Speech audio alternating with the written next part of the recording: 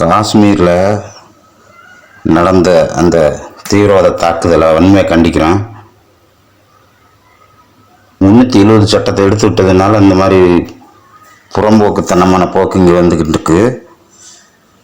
இதை வன்மையை கண்டிக்கணும். ஆனால் தீவிரவாதத்தை அழிக்கிறதுல அந்த எந்த நாடு நடத்துதோ அந்த நாட்டை தடம் தெரியாமல் அழிச்சிடணும்.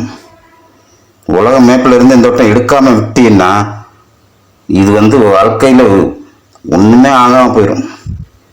தீவிரவாதம் இந்த அளவுக்கு பேரை சொல்லி கேட்டு சுட்டுருக்கான்னா இது யார் தப்பு?